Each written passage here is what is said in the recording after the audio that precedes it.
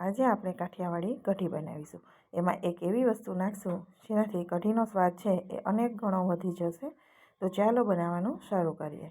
તો સૌપ્રથમ અહીંયા મેં ખાટી છાશ લીધી છે। કાઠિયાવાડી કઢી હોય છે એ છાશ ખાટી હોય છે।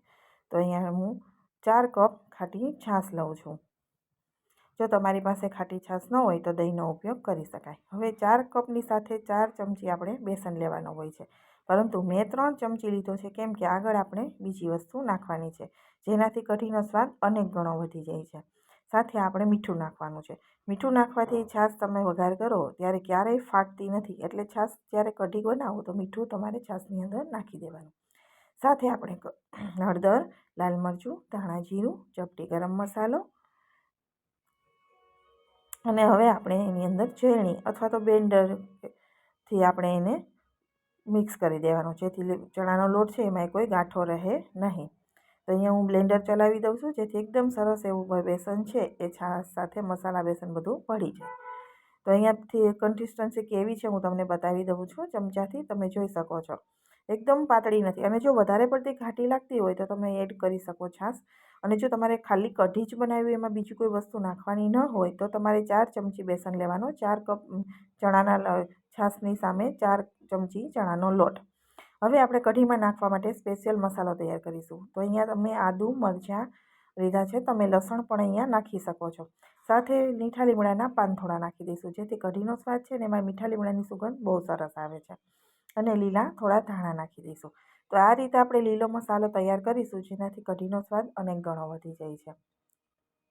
અને હજી આપણે બીજી વસ્તુ નાખીશું, એ લાસ્ટ સુધી તમે વિડીયો ખાસ જોજો, કે એ વસ્તુ નાખવાથી કઢીનો સ્વાદ એટલો સરસ આવે છે કે એની વાત જ જવા દો।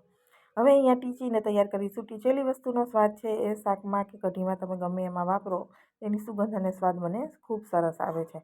તો આપણો કઢી માટેનો આદુ મરચાંનો મસાલો છે હવે રેડી થઈ ગયો છે। સાઈડમાં રાખી અને કઢીનો વઘાર કરી દઈએ। તો વઘાર કરવા માટે કોઈ પણ વસ્તુ તમે જેમાં વઘાર કરવાના હોય એ પેન છે તો પેલું છે રાખી દેવાનું। સાથે આપણે એમાં તજ, બાદિયું, લવિંગ અને તમાલપત્ર નાખીશું, જેથી કઢીનો સ્વાદ છે એ ખૂબ સુગંધ અને સ્વાદ બંને સારા આવે। 1 ચમચી તેલ નાખી એમાં આપણે બધી મસાલા, આખા મસાલા નાખી દઈશું। સાથે આપણે અડધી ચમચી રાઈ નાખી દઈશું। અને કઢીના સ્વાદમાં મેથી ન હોય તો એ સ્વાદની સુગંધ એટલી આવે નહીં, એટલે મેથી તો જરૂરથી નાખવાની જ। મેથી નાખી દઈશું અને સાથે આપણે અડધી ચમચી જેટલું જીરું નાખી દઈશું। તો રાઈ મેથીનો વઘાર છે એની સુગંધ કઢીમાં ખૂબ સરસ આવતી હોય છે। સાથે આપણે મીઠા લીમડાના પાન નાખી દઈશું।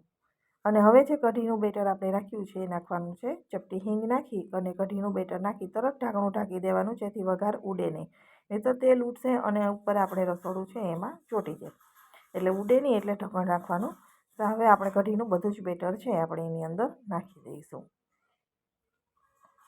અને કઢીને આપણે 10 મિનિટ માટે પકાવવાની છે, મીડિયમ ફ્લેમ ઉપર, લો ટુ મીડિયમ ફ્લેમ રાખી અને ચલાવતા રહેવાનું છે અને પકાવવાની છે એકદમ સરસ રીતે। કઢીનો વઘાર કરી મિક્સ કરી અને હવે આપણે જે લીલું મરચું, આદું ટીચીને રાખ્યા છે એ આપણે કઢીની અંદર બધું નાખી દેવાનું છે। અને સાથે ગળપણ માટે આપણે ગોળ નાખીશું। તો તમને ખાંડ અથવા તો ગોળ જે પણ પસંદ હોય એ નાખવાનું। જો કાઠિયાવાડી કઢી છે એ ખાટી, મીઠી અને થોડી તીખી હોય છે, અને ગળપણ બહુ વધારે પડતું હોતું નથી, પરંતુ ઘણા લોકોને ખૂબ ગળી કઢી ભાવતી હોય છે, તો તમે એ પણ નાખી શકો છો। મેં અહીંયા મીઠા લીમડાની 1 તીડકી નાખી છે, વધારે હોય તો વધારે પણ નાખવાની, જેની સુગંધ છે એ ઉપરથી નાખવાથી ખૂબ સરસ આવે છે। વઘારમાં લીમડો નાખ્યો એટલે વઘારમાં પણ સુગંધ આવે, અને આ રીતે તમે ઉપરથી નાખો ને એની પણ ખૂબ સરસ સુગંધ આવે છે। હવે આપણે નાખીશું મોસ્ટ ઇમ્પોર્ટન્ટ, કે જે કઢીનો સ્વાદ અનેક ગણો વધારે છે, એ છે સિંગ। અડધો કપ મેં સિંગ લીધી છે, કાચી સિંગ। કાચી સિંગને આપણે પીસી લેવાની છે, જેટલી ઝીણી પીસાય એટલી પીસવીને તૈયાર કરવાની છે। એટલે સિંગને પીસતી વખતે મિક્સર છે એ પલ્સમાં ચલાવવાનું, જેથી ગઠ્ઠા ન થાય અને પાવડર સરસ થાય। તો સિંગ નાખવાથી કઢીનો સ્વાદ અનેક ગણો વધી જાય છે। તમે 1 રોટલો ખાતા હશો ને તો આ કઢી સાથે તમે ખાવા બેસશો ને તો 2 રોટલા ખાઈ જશો, એટલી સરસ બનીને તૈયાર થાય છે। હવે કઢી આપણી સરસ ઉકળવા લાગી છે। કઢી ઉકળવા લાગે પછી સિંગનો ભૂકો એની અંદર નાખી દેવાનો। કાચી સિંગ છે એટલે કઢી પાકશે ત્યાં સુધીમાં સિંગ સરસ બફાઈ જશે, એટલે કઢીમાં ઉભરા આવે, ઉકળવા લાગે પછી સિંગ નાખી દેવાની। તો આ રીતે સિંગ નાખી અને મિક્સ કરી દેવાની, એમાં કોઈ ગઠ્ઠો કે કંઈ ના રહે, એની રીતે જ સરસ મિક્સ થઈ જશે। અડધો કપ સિંગના પાવડરમાંથી 1 વાટકી પાવડર બનીને તૈયાર થયો હતો। અમે કઢી ઘાટી ખાઈએ છીએ, હું પાછળથી તમને બતાવીશ. જો તમને પાતળી ખાતા હોય તો તમારે સિંગ થોડી ઓછી પણ લઈ શકાય અથવા તો છાશ વધારે કરી લેવાની. 10 મિનિટ સુધી આપણે કઢીને ચલાવતા પકાવવાની છે, જેથી કઢીની અંદર બધા મસાલાનો સુગંધ સ્વાદ બંને ખૂબ સરસ આવવા લાગે ત્યાં સુધી. તરત ઉભરા આવે 2-4 ઉભરામાં આપણે કઢી ઉતારી દેવાની નથી. કાચી કઢી હોય તો ટેસ્ટ સારો આવતો નથી. એટલે કઢીને પ્રોપર એકદમ સરસ રીતે ઉકાળવાની છે. અમારા કાઠિયાવાડમાં કઢી મૂકીએ એટલે કઢી ખૂબ ઉકાળે અને એનો ટેસ્ટ એટલો સરસ આવતો હોય છે.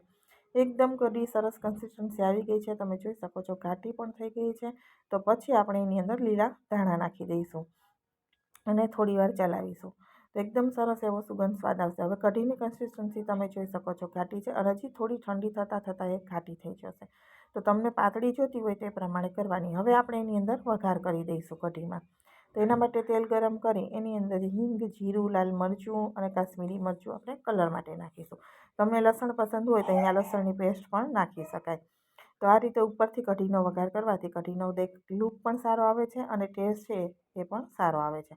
તીખાશ તમારે જોઈએ એ પ્રમાણે મરચાંનો ઉપયોગ કરવાનો. લાલ મરચું પણ આપણે નાખ્યું છે, લીલું મરચું પણ નાખ્યું છે અને વઘાર કરીએ તો તમારે જોઈએ એ પ્રમાણે વઘારમાં મરચું લેવાનું.